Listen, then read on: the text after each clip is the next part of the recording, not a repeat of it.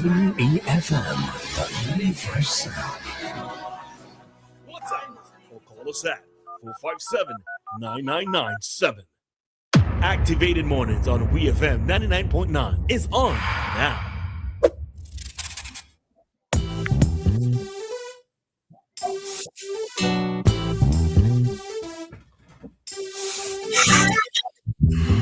All right, yeah, the time right now it is 8:18, and we are back with our live today segment with a live Compton, and we are joined by Nicole Joseph Chin as well.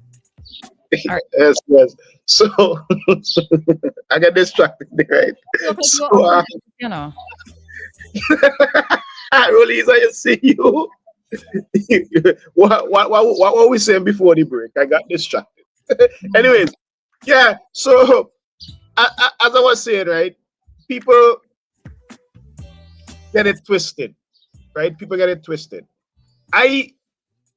These online publications, right, have done more bad than good in my view, because the way they are run and the way they operate. That's what I think. And I would like, right? Listen, let's be realistic, right? People, you're saying all of them or some of them? Most of them. So that's some, okay. 95% of them. Okay. Because the way they run, right? Exception. Everything have an exception. Everything have an exception, right? I would like one of them, right? At the end of the day, we do things for money, right? 95% of us go to a job or do something to make money, because without money you can't live. That's the reality, right? I would like one of these online publications to show a check for $5,000 when the month comes. Or let me even go lower, 4,000.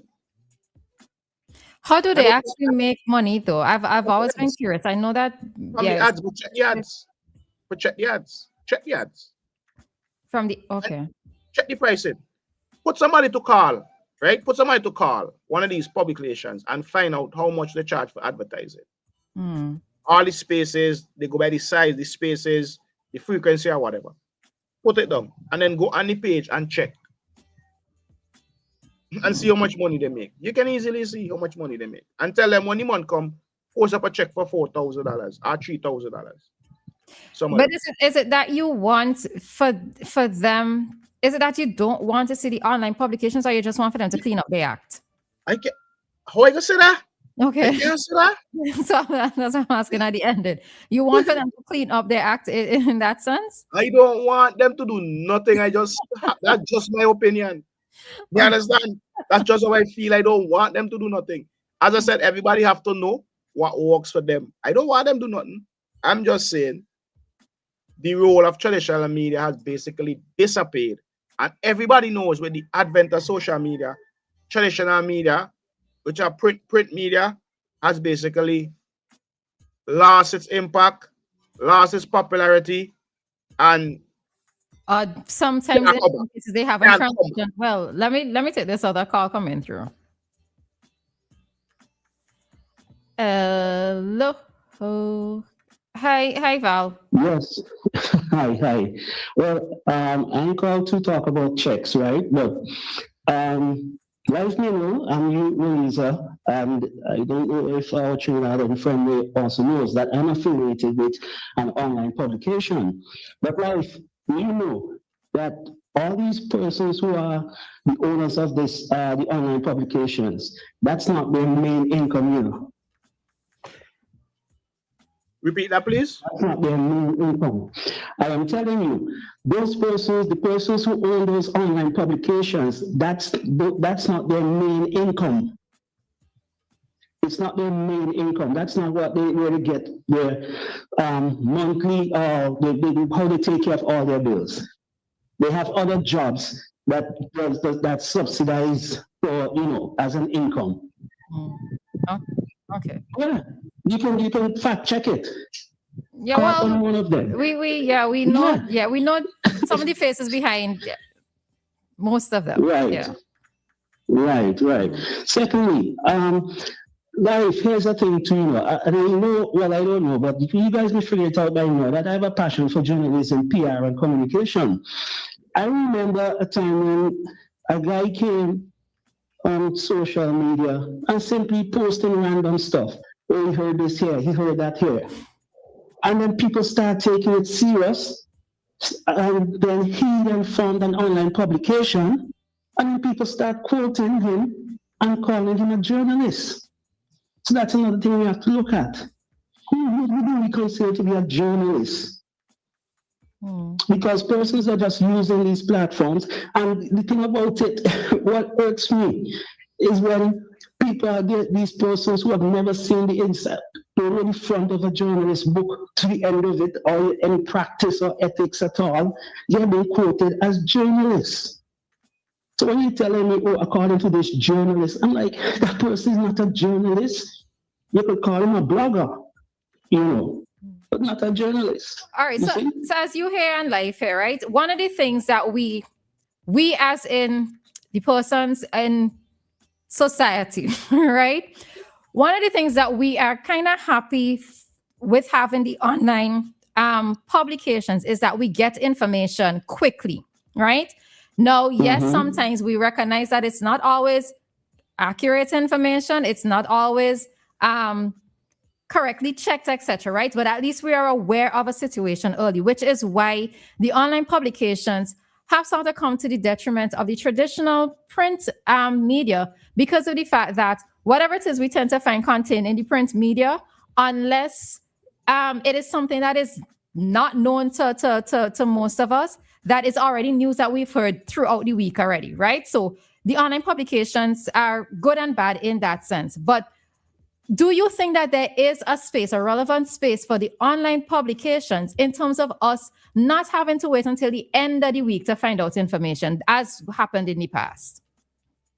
Yes, I can support that. But at the end of the day, Louisa, you think that the online publication, they are doing good for society? All right, let me think. Ask me another question. I'll go back to that. No, but I'll give you my opinion. I don't think they are. Because here's the thing. There's this thing where people want to be the first to put out information and not fact-checking their information. That's one of the things I was speaking about last night, and somebody go and misinterpret what I said also again. That's one of the things I was speaking about. Everybody rushing to be forced, and the rush to be forced creating a lot of problems. Exactly. A lot of problems. I saw one publication kill a guy twice. First he was shot, then he was stabbed. Because they wanted to put out the information first. And you see, and get this, people outside are listening and they are reading. And I know of some of my colleagues out there in the Caribbean. I mean, they're laughing at us. They say the ads, well, we're going on in Vinci. What is that? We have simple things where there's a case involving a minor, things that you should not do. And you would see online publications doing those things to give identification to this minor. And in journalism, it's one of the things that you're told not to do because you want to protect the minor. And all these things fall under the Sustainable Goals Development, protection of the child and so forth. And this is where journalism comes in and where journalism can help with these sustainable development goals. But we don't see it as that. We just look at it in front of us. Oh, you got the news about that? Oh, I want to see a photo. Oh, who should be, when, and how, and yeah. So it's just not at face value when it comes to journalism. Okay. Yeah. All right. Thanks, Val. Thank you very much again. You're welcome. Thank you, Val. Val said something so very important, and it's to talk about ethical consumption and presentation of information, because it all boils down to sharing information, and the ethics with which it is done is what puts credibility at the forefront of anybody's presence. Yeah. What you see, when you make certain comments, right, you have to expect that you're going to be misunderstood. are misrepresented, And or somebody's something going to repeat deliberately. something back you never said, right? Mm. Now, I said initially that all publications are politically affiliated. And sometimes there are editors that change up stories. And I also said that I was never a victim of this. But other journalists have complained to me about being victims of this. That's what I said. Now, I don't want anybody to go and misunderstand what I'm saying. You gotta listen carefully. You know what I mean? When the former prime minister used to go, Dr. Ralph Gonsalves, have a problem with what a publication write about him, he used to go and cuss about it all the time. He used to tell you, the news is a arm of some NDP publication from back in the day. To talk about the editorials in the Vincentian all the time, to talk about Eyewitness News or whatever. He would say the same things that I just said. We have heard it all the time. And there were times when people from the opposition at the time would curse the Searchlight and say, oh, there's an arm of that star, Searchlight has become the star or whatever. It used to be back and forth, right? But when I'm writing, I do not deal with political bias. I just state facts. And when I used to work for Shelley Clark, you know, I used to work for Shelley Clark, and if I send 15 articles to Shelley Clark and he does not like what they're saying because they're making the government look good with facts, Shelley A going to tell me, boy, me publishing this, me putting this in the paper because you're making Ralph look good or you're making ULP good. He has never done that. The most he go come and eat, the most he might give me some old talk or whatever. You understand? I have never said when the former editor of the Searchlight newspaper, Clay Keyser, she has never done that either. But I have heard journalists come to me and say, boy, that is not what I write. And that is not what they should have put. Because you can't change up my thing to your liking to make it look like if you're supporting a party, and I put up with that. And people know this. I'm going to come and cuss with you. I can come and cuss with you and argue with you over these things, but that's other people not as, I don't want to use the word aggressive. There are people docile who just leave it alone, but I would not. So I don't want anybody misunderstand what I'm saying. I have never been victim of that, but people have come to me and complained that that is not what I submitted. That is not what I write. That is not what I wrote. So don't misunderstand me. Nothing I'm saying is new to nothing I'm saying here should be new to anybody, because the former prime minister would criticize the way journalists operate all the time. And there is nobody, I don't think is anybody going to call him and say, why are you saying that about me? That's not true. You understand? This is not nothing new I'm saying. You see, this is a problem I have. This is the problem I have. There was an incident where I had done an article where some youngsters were telling me certain things, and then the article was kind of ignored, didn't get any traction. And about 2 weeks later, the prime minister came and said the same exact thing, and that got all the traction that make regional news, international news, or whatever, because of who he is. The prime minister, St. Vincent the Grenadines, very controversial figure, more popular than me, more well-known than me, and everything. So they paid attention to when he said it, but they didn't pay attention to when the person who it's affecting, who actually going through it, said it.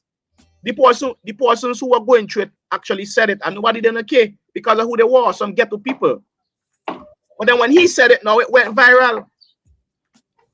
Yeah. That was the situation with high maintenance women creating problems. You wrote something like that? I had done an interview where a friend of mine, the same article that I read out a few weeks ago, when he was saying that when a man and a black and he go home and the woman making noise and tell him she wash she hair done and she wash she weave or she wash pampers for the baby or whatever, and he can't afford it, and then he go when the black and a man offer him $500 to go shoot a man, and he say, boy, let's take this money and big up my woman. It's the same concept, just mean it was said differently. Now, what I'm saying here is nothing new. This has been expressed many times over by many politicians. But now it's a problem now. It's a problem now because I'm seeing it. Well, that's just how it is. Yeah. You know what I mean? So going back to the initial discussion, AI is a very useful tool for anyone in any profession. But a lot of people are taking it overboard with the use of AI. And that is where the problem is coming in. Yeah. I had argued AI for 3 minutes trying to convince AI that Ralph Gonsalves is no longer the Prime Minister of St. Vincent and the Grenadines. And the AI was the chat GPT was actually arguing with me and telling me yes. You understand? And then after I entered the information myself, right? And told it, well, listen, there was an election last November and he lost government or whatever. Then AI comes back and say, oh, yes, there was an election in November, such and such and such and such, and the new government of St. Vincent and the Grenadines, the New Democratic Party or whatever. But if I had gone with the initial, not decided to argue with it, it would have still been in there, and anybody asks it, it would have tell them, Dr. Ralph Gonsalves is still the Prime Minister of St. Vincent and the Grenadines. Which is weird to me. How come AI would have gotten that wrong when it's pulling information from off of the web and from articles, etc.? So that sounds weird to me. That was very weird to me. I wish I had saved the conversation. I think that happened sometime back in March or April. Which is I can't remember exactly when it happened. Yeah, which is a significant I spoke about it when it happened too, so I can't remember exactly when it happened. So that's what I said. Sometimes I don't put my articles through AI for them to be even checked for grammatical errors or anything, because AI would change St. Vincent to St. Vincent and the Grenadines or St. Vincent and the Grenadines, you know, they would make it plural. Yeah. You know what I mean? But as they're talking back on AI and something that Nicole said, I was remembering a situation with a friend of mine. She is doing, I don't know, some degree program. I believe it is. I'm not sure what type of degree program, but she's doing a degree program. And she was highly annoyed recently because the students who are in the class with her, taking the same course with her, they are running their work through AI. And because we old school, right? We would have been the generation that went to the library to look in the, what do you call them, the encyclopedias, and then we moved to, doing information or looking for information online and so forth. So she was highly annoyed that they were using AI to get their work done quicker. So we had to tell her, you need to be a little bit strategic with it. Now, yes, we can understand not using AI to write your article, not your articles, to write your what do you call those things? Those things that you submit. Anyway, your coursework, whatever it is, to formulate your coursework. But you can use it as a tool, maybe to pull certain information, but then you have to put it in your own words, because after a while, lecturers are going to realize that there is a trend when you're reading some of these submissions that it's all beginning to sound similar, right? So I think sometimes there is that bit of a generation divide with the use of AI, where people like me would still go to Google and I would look for everything, try to pull information from different sources, but I can also still utilize the AI, but using two sets of information as a fact-checking method. And there's nothing like saying something in your own words, and then suddenly when you read it, that rhythm and that syntax does not come across as Reliezer. It just is so sterile and it is so unemotive that we know it's not Reliezer.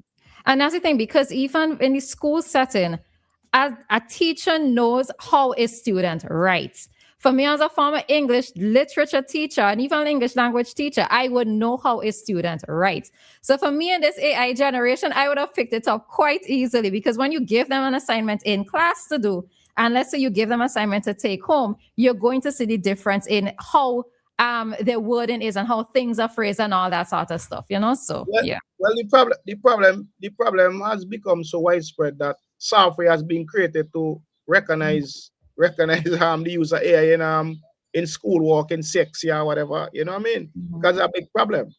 You know what I mean? And it's to me it's good Yeah, but you just have to know how to use it ethically, which most people, well, let me not say most people, which many people ain't going to do. You know what I mean? Many people ain't going to do it. And that's just how it is. So when you ask me what I want to happen, I don't want nothing happen. I'm just saying this is what is happening. I could, but okay, so if you so I ain't trying to put words in your mouth, right? But one of the things that I could have probably said to you that you could say on air is that you want for them to actually take the profession, well, take their work seriously, because I'm not sure if to say profession seriously, because not all of them are trained journalists, but to take what they do seriously, because they have to realize that they have an audience who is absorbing, who is consuming everything that they put out. And for persons who may not know better, let's say in terms of the spelling of a word, the sentence structure of how things are supposed to be composed, of factual information, there are persons who are consuming this information wholesale. So I still think that persons involved in the media have that responsibility in terms of doing better, because we have a generation of children growing up already. I am so worried, and Joshua raised it, I think, this morning or recently. I am so worried about what the English language is going to look like in 10 to 15 years. People are using so much shorthand that they're no longer spelling correctly. You know, they're no longer subject verb agreement is going out the window. All of these type of things. Is one thing for you to do it in a spoken language in terms of through conversation, but when it's written is where I have the problem. And I think persons involved in the media, they have that role and that responsibility to pass on the correct thing, or the pass on the correct information to those who are absorbing the information that they're putting out, or consuming the information that they're putting out. But we know that that's a problem, Relisa, with language. And we know that we're going to probably not be able to recognize language in a long time, in a short time to come, rather. The truth is, we've had this over decades, over ages, but the difference now is that technology has become the master of it in terms of dictating how it goes. Because you remember there was mnemonics, and that was a big deal in the 80s, where language was changing and mnemonics was taking over. Now AI is taking over, and the challenge there is that it is so dominant, and it also is doing selective thinking for everyone. And that's where the problem lies. So it's not that the language will change, it's that behaviors will change, and ways of people using analytical thinking will change. And that's where it will be. We won't be able to challenge anything anymore, because nobody will be using their brains. Well, that is just the reality of the situation right now. Nobody using their brain. like I don't know. It's just I just don't understand. I just don't understand why. Okay, Kenton. Okay, let me use Kenton, right? Kenton is probably the only one I got trust to read the article and know you write it yourself. But he say you don't write no more. When you used to write, Kenton is the only one I go read that article for Kenton and say, well, Kenton, put that together yourself. The others I'm not so sure. Right? You could copy the text, and you could put it in an AI checker and say, how many of this text was AI generated? And the really good ones would tell you. They have some that are not really good. But the really good ones would tell you if it was AI generated. You can't just use any random one. Right? Because I have put articles that I wrote myself into some of these random ones, and it 90% generated. So that's how I know which one to use. And then you can put it in the others, and you can say 1% AI, which might be a quote you take from the internet, a fact you check on the internet or whatever, 2%, 3%. So you have to know the ones to use. And the thing is, a lot of people are not aware of this. I saw an article in a publication once, right? And I know it was written by AI just because of the structure and the way it was written. So I messaged the person and I asked the person, this was a simple article to write. Why is it I use AI to write it? And the person said, no, I use AI. I didn't do that. I said, okay, cool, no problem. But you could tell it was AI. Right? And that is where I have the problem with. I don't have the problem with anybody using AI to transcribe.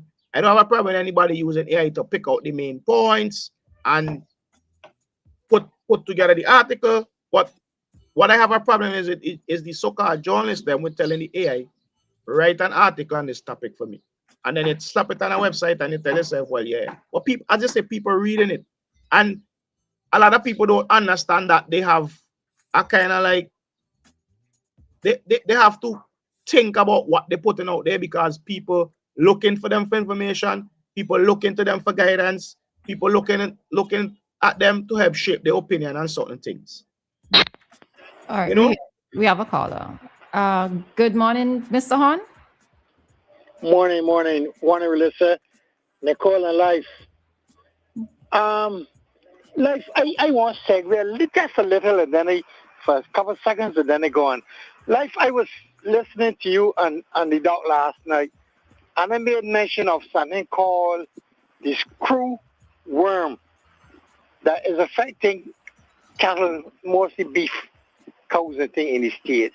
And you say you've never heard of that. So I just called to tell that I will need to do some research on it so that at a later date we can discuss it, because it's a very serious disease. They call it is by the screw worm. I think you had mentioned that to Doc last night, right? Yeah, and you said that you have never heard about that. Yeah, and he said that he would look it up, and he said he would I think he said that he would talk about it sometime.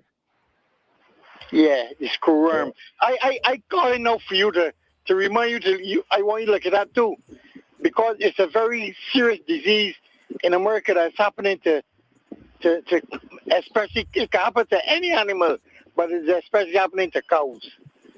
So I just thought it would call to say that. Yeah, I look into it. Yeah, the screw. They got a scientific name for it too, but I can't remember the name. But it's the screw worm. You know, the normal thing to call it in the States is the screw worm. Okay. All right, guys. All right. Thanks, Mr. Nicole? Yeah. Okay. Nicole? She's having some internet issues, so she's off. Oh, okay. I was gonna ask her. Or we had her shark and bait. She's back. Nicole? Hello. Good morning, dear. How are you? How's things? Well, how are you today? I'm trying to stay focus as the good Lord would allow me. Let's pray. You have a question for me today? Pardon? You have a question for me today? My internet dropped for a minute. No. The only thing I was going to ask you is if you are right, how you make a shark and bait. I haven't had one in a long time. I have not had one in a long time. But I had roti yesterday. Not yesterday, 2 days ago. Oh, yeah. Yeah. And I was happy. I love roti. So, yes. The roti in Trinidad and Guyana is the place to eat a good roti. Guyana, actually. Guyana. I endorse Guyana. Yeah. And I endorse more. Because I have had Trinidad. I have had roti in Trinidad, and I have also had roti in Guyana. And they're both. We're both good. We're both good. So I endorse both. But yes, I also put a tick by Guyana for sure. I never had a Vinci roti, so I don't know. All right, Mr. Hun. Okay. Thank you. All right. Well, you guys have a great day. See you tomorrow again. Thanks. Yeah, take care. Yeah. So this is where it's minutes to 9. This is where I take my leave. I know I offended several people, and that's just how it is. People offend me all the time. That's life. That's life. That's life. You know what I mean? Literally and figuratively. Yeah. But that's just how it is. You know what I mean? Me and jealous. Listen, okay. Right now, One News is making waves because One News is hitting a lot of breaking news, a lot of generating a lot of content that generating discussions or whatever. Kudos to One News, right? But kudos to them. They're doing a good job, right? But one of these rappers said, if it don't make dollars, it don't make sense. And that's how I feel. But no, but hold on. I know you're trying to go, but you're saying that if it don't make dollars, it don't make sense. What about some of would it be correct for me to say some of them though? What about doing what they're doing because of the love of the profession, especially for those who are trained, right? Because I don't get the impression that journalism pays significantly in St. Vincent and the Grenadines, right? I don't get that impression at all. Whether it is necessarily online, the online publications or even print, I do not get that impression. You could correct me if I'm wrong, but what about some of them engaging in what they're doing or still doing what they're doing because of the love of it and trying to hold up the name of the profession, what it's supposed to stand for here in SVG? Which one you think doing that?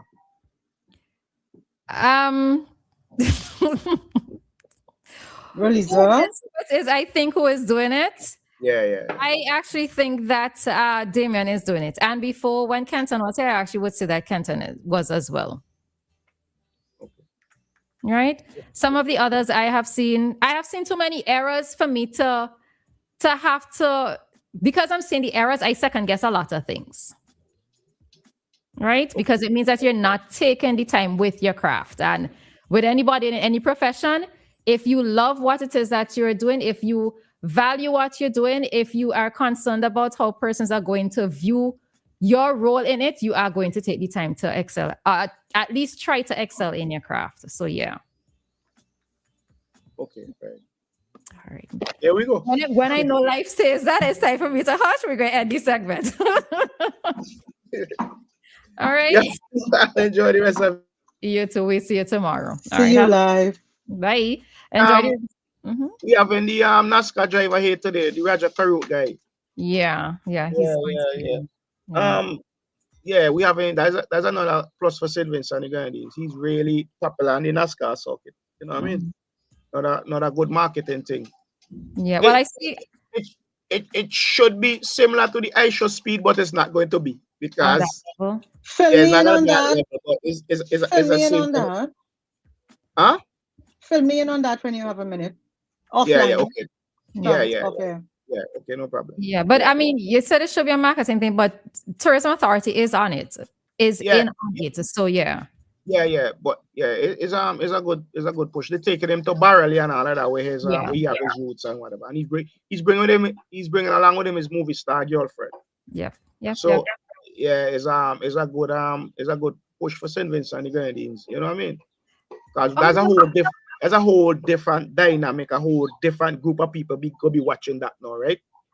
Although I know you're trying to go but this is what you do. You bring up things and then I start to think and then we have an extended conversation. Although as you brought this up, now I'm wondering what happened with this lady and her husband is Kiddens. Oh, I saw it. I only just found out about them the day it was posted this week that something happened, but I still don't know what happened and I don't know about them. Oh, who? Wait. Is that the internet couple? Ellis, yes, something Ellis. I can't remember their first name, but I know that they were taken on board, was it last year, to help to push St. Vincent and the Grenadines, but I don't know. As Life brought up that thing with Mr. Karut, I'm wondering what is being done in terms of those persons. There's a couple, but the lady has roots here in SVG. I forget. Yeah, I know what you're talking about, but I just can't remember the name. Yeah, I just remember Ellis, something Ellis. Yeah. All right, but anyway, okay, you go look into it. That's it. NASCAR has like 20 something million viewers in the USA alone, and Raja is very, very popular. So there's a big target audience they're watching. People who watch NASCAR is people who might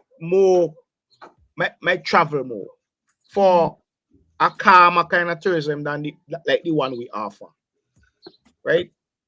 Probably like middle-aged to older Americans who want the nice vibe, the cool, calm, chill vibe as compared to the more iShow Speed people who looking for the carnival hype and the clubbing scene or whatever. It's a different demographic and age group.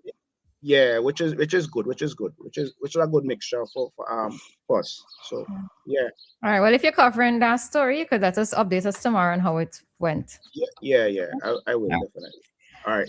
So we can safely let you go. Bye, Life. Have a good one today. Yeah. See you. All right, and that brings us to the end of our segment for today.